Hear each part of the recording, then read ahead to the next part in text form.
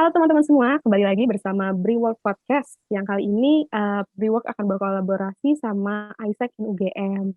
Nah ini sebelum aku ngomong panjang lebar lagi nih, aku mau memperkenalkan diri dulu kali ya. Jadi halo, perkenalkan nama aku Rona, dan di sini aku bakal jadi moderator buat ngobrol-ngobrol bareng sama narasumber kita hari ini yang pastinya keren banget nih. Nah, oh ya nih, mungkin nih buat teman-teman yang belum terlalu familiar sama Briwork, aku mau ngejelasin sedikit dulu tentang Briwork sendiri. Jadi Briwork ini itu adalah coworking space yang ada di Visipol UGM, yang sebenarnya tujuan dibentuknya itu ya untuk menghubungkan istilahnya otak-otak kreatif gitu, dari mahasiswa, organisasi, komunitas, dan juga startup-startup untuk saling mendukung dan berkolaborasi bersama. Nah, sekarang nih ngomongin soal organisasi sama startup. Hari ini tuh kita sebenarnya pengen ngomongin seputar creating your own path, atau mungkin istilahnya tuh ini ya, membentuk jalan kita masing-masing sendiri gitu. Nah, hari ini aku bakal ngomongin soal itu bareng sama dua narasumber yang penuh dengan insight dan cerita-cerita menarik yang sebenarnya aku juga udah nggak sabar nih buat denger. Jadi langsung aja kita panggil, ada Mas Farel dari founder dan CEO Kecilin ID, dan juga ada Kak Isan sebagai Vice President of Incoming Global Talent di ISEC UGM. Halo Mas Farel dan Kak Isan. Halo, halo. Halo, Oke, gimana nih Mas Farel sama Kak Isan kabarnya gimana? so far so good. Udah mau akhir Ya, tahun. Hmm. Oke, boleh nih mungkin dari Mas Farel dulu kali ya. Boleh memperkenalkan diri terlebih dulu, Mas? Oke, thank you sebelumnya. Kenalin aku Farel. Aku CEO dari Kecilin.id, sebuah startup yang bergerak di data kompresi. Saat ini kita bisa mengkompres data sebesar 16 GB data menjadi 4 mega saja. Dan in term of business, saat ini kita sudah punya 246 employee, ada di 3 negara.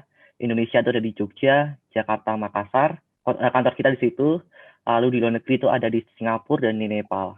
Gitu. Jadi saat ini klien-klien kita juga banyak kan internasional dan majority adalah bank sendiri. Gitu. Keren banget sih nih dengernya. Oke deh, nih dan juga nih narasumber kita yang satu, yang lain juga nggak kalah keren dari yang sebelumnya nih. Ada Kak Ihsan. oke, halo semuanya. Jadi perkenalkan, aku Iksan. Aku mahasiswa jurusan biologi dari Universitas Gadjah Mada angkatan 2018.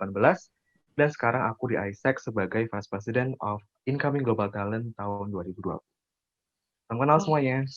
oke, halo Kak Ihsan. Oke, mungkin ini kali ya. Tadi Kak Ihsan juga sempat udah nyebutin kalau Kak Ihsan dari ISEC dan spesifiknya dari Departemen Incoming Global Talent.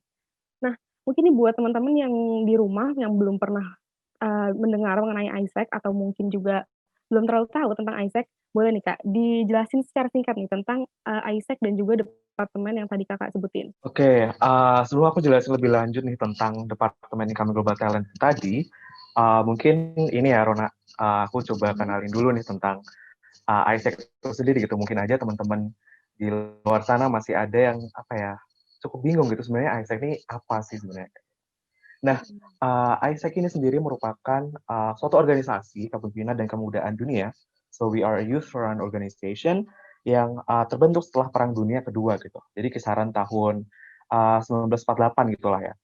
Dan dari situ ada sekelompok pemuda yang menginisiasi suatu pergerakan anak muda dunia untuk bisa berkontribusi dalam menyelesaikan permasalahan-permasalahan di berbagai negara kayak gitu. Dan ini dilakukan dengan yang namanya pertukaran pemuda atau exchange. Dan harapannya dengan adanya exchange ini tadi itu terjadi cross cultural understanding yang terbentuk suatu kolaborasi juga gitu, kerjasama antar pemuda-pemuda dari berbagai penjuru dunia untuk berkontribusi dalam menyelesaikan permasalahan-permasalahan yang di samping itu juga melatih dari sisi leadership-nya kayak gitu.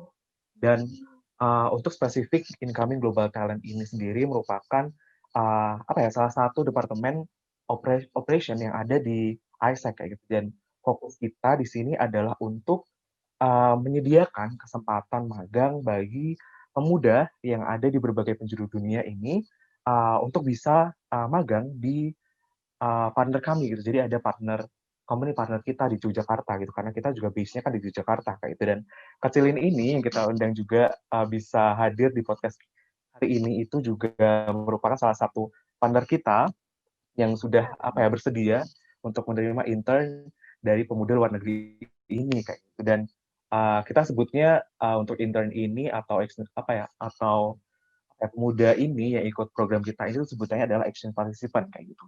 Dan harapannya dari kegiatan ini mungkin ada penambahan pengalaman, terus juga wawasan dan juga relasi juga gitu buat exchange participant kita. Dan untuk pihak partner kita pun juga harapannya juga dapat terbantu dengan adanya intern ini, terus juga menjadi suatu warna yang baru gitu lah di lingkup perusahaan itu kayak gitu, Rona. Wah, oke, keren banget sih Kak itu dengernya, dan juga kebetulan banget ya hari ini kedua-duanya dari Isaac dan juga dari partner startup Isaac itu bisa menjadi narasumber pada malam hari ini. Nah, tapi mungkin Kak tadi, Kak Ihsan juga sempat, menjelaskan tentang si Isaac ini salah satu program yang terkenalnya itu adalah di cross cultural exchange gitu ya, Kak. Nah, tapi seperti yang kita tahu sekarang ini kan kita lagi ada di masa pandemi gitu yang mungkin mungkin atau tidak itu bisa sedikit mengefek dari program-program Isaac ini. Nah, jadi, boleh tahu nggak sih, Kak, sebenarnya kegiatan-kegiatan yang lagi dilakukan oleh departemen Kakak tuh lebih berpusat ke apa? Itu di kondisi yang sekarang ya, Mhm. kita, sejauh ini masih, melakukan operasional kita pada umumnya gitu, kayak mulai, mencari partner, terus juga, ngontak lagi ke partner-partner IR partner kita. Jadi kita punya partner juga gitu di negara lain yang bisa memprovide intern itu gitu. Jadi kita masih ada regular meeting sama mereka kayak itu. Tapi, ya itu tadi gitu, kayak kita mempersiapkan, eee, apa, untuk mencari partner yang sekiranya nanti waktu kita udah bisa realisasi dan mendatangkan intern ini, itu kita udah siap gitu, dari sumber dayanya dan dari juga, opportunity atau enggak, lowongan-lowongan internship yang ada, kayak jadi istilahnya nanti kayak kita kalau udah corona ini udah kelar, terus juga situasi juga udah makin baik, kita udah, apa ya, bisa cepat beradaptasi dan bisa, merealisasikan, dari kegiatan-kegiatan yang udah kita persiapkan ini, kayak gitu, Ron.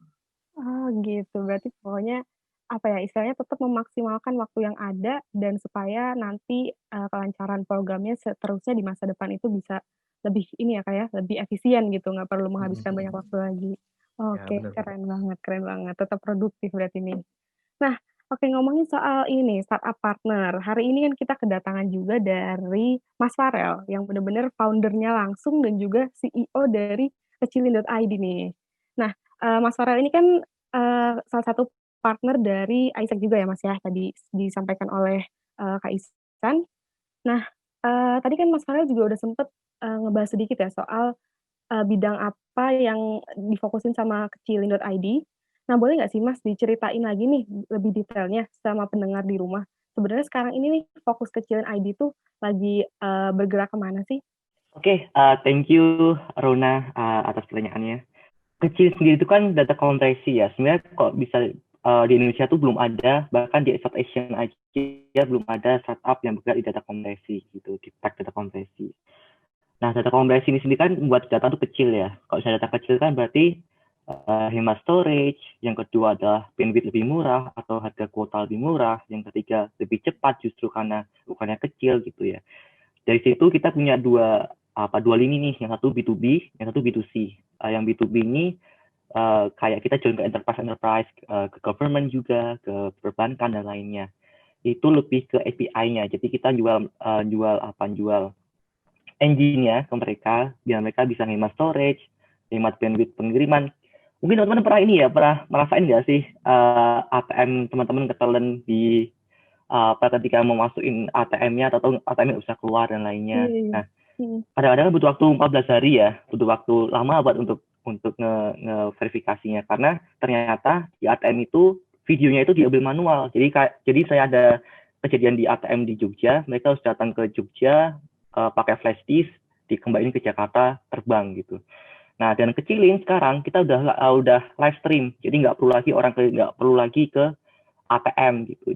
Jadi udah bisa streaming langsung gitu, karena kan udah kecil datanya, jadi nggak perlu pakai pakai apa datang ke sana hard disk dan lain. Jadi hemat kuota yang pasti. Terus yang kedua adalah hemat bandwidth. Yang ketiga user experience-nya diperbagus ketika ada isu dan lainnya. Itu untuk B2B-nya. Nah, untuk B2C-nya kita teman-teman udah tahu ada Kecilin VPN Plus, itu aplikasi penghemat kuota nih. Jadi kita bisa menghemat kuota teman-teman up to 50%, dan juga kita bisa nonton YouTube, Netflix, iFlix atau apapun itu tanpa buffering lagi gitu. Jadi itu salah satu contoh apa sih yang dibuat kecilin gitu. Dan kedepannya kita juga udah punya platform seperti Zoom, cuma kita 90% lebih hemat. Itu sudah dipakai salah satu startup edukasi terbesar di Indonesia gitu. Dan pasti banyak lagi yang bisa dikembangkan gitu. Wah, menarik banget ya, Mas. Jadi emang ternyata Kecilin.id ini tuh kayak ini ya, istilahnya kayak sebuah revolusi gitu loh buat di Indonesia. Belum ada startup yang kompres data, terus tiba-tiba Kecilin nih hadir untuk kayak mempermudah hidup semua orang gitu ya. Semua data jadi lebih kecil gitu, terus udah gitu jadi lebih hemat kan dengan tadi kuotanya juga lebih kecil. Gitu ya, Mas ya. Yes, benar banget. Sebenarnya spirit kita di awal itu kenapa kita bangun Kecilin adalah kita yakin yang membedakan kita dengan orang-orang di pedalaman sana sebenarnya ada internet gitu. Karena kita tahu internet itu udah ada semua di internet, dari edukasi, dari kesehatan lewat Halodoc, ada juga cari pacar lewat Tinder, bahkan ada internet kan. Jadi kan yang membedakan kita sama mereka adalah ketersediaan internet aja gitu. Sedangkan justru orang-orang yang di daerah 3T sana, daerah pedalaman sana kan justru yang lebih membutuhkan itu semua. Karena kekurangan guru, kekurangan dokter. Gimana caranya internet itu bisa mereka rasakan seperti yang kita rasakan di Jogja atau di Jawa ini. Gitu sih spirit kita gitu. Dan dulu sebelum corona ini kita mau open, mungkin Ivan tahu ya, kita mau open office di Cape Town, South Africa untuk tapping Afrika. Tapi karena corona ini jadi nggak bisa. Gitu. Jadi benar-benar spirit kita tuh membantu orang-orang yang tidak punya akses internet atau mahal atau lambat menjadi lebih cepat, lebih murah gitu. Itu sih. Oh gitu. Jadi benar-benar apa ya? Ini bukan cuma istilahnya bukan cuma mengkompres data atau memperhemat sesuatu, tapi juga ini ya Mas ya, lebih bisa memperluas jangkauan internetnya malah ya. Yes, benar banget. Oke. Nah terus kalau boleh tahu nih Mas, Kecilin.id ini berdirinya sejak kapan ya Mas? Sejak 2018. Sejak 2 berarti tahun lalu. wah baru bentar, masih istilahnya masih bentar banget ya Mas ya, baru sekitar 2 tahun gitu. Iya. Wah, hebat banget nih. Nah, terus kira-kira boleh cerita juga nggak sih Mas, sebetulnya apa sih ide pertama kali di balik Mas tuh memutuskan untuk mendirikan Kecilin ini? Oke, mungkin sebelumnya saya lupa di saat perkenalan, aku tuh masih 20 tahun sekarang. Masih semester berapa ya berarti? 5 ya? Keren banget Semester sih. 5 ya, semester 5 kuliah gitu. Nah, ide awalnya sebenarnya bukan gini, ide awalnya Kecilin tuh berdiri tuh bukan sebagai bisnis, tapi sebagai riset gitu. Saya dulu SMA, di SMA 8 Jogja, itu suka riset gitu. Dan ketika saya menemukan ini tuh sekedar riset saja, bukan dibuat bisnis. Tapi ketika saya dipikir-pikir bahwa ini akan lebih impactful, ini akan lebih baik lagi ketika ini dijadikan bisnis. Karena bisnis itu bukan berarti kita ambil uang, kita foya-foya, itu bukan. Kita bisnis itu kita ambil uangnya, kita mengolah uangnya itu menjadi produk yang lebih baik lagi ke depannya, sehingga lebih impactful lagi. Nah, itu mindset yang harus ditanam bisnismen awal itu adalah itu, bahwa kita tuh di sini sebagai quote unquote sebagai pelayan dengan hati seorang hamba, di mana kita mengelola uang titipan siapapun itu untuk menjadi lebih impactful lagi.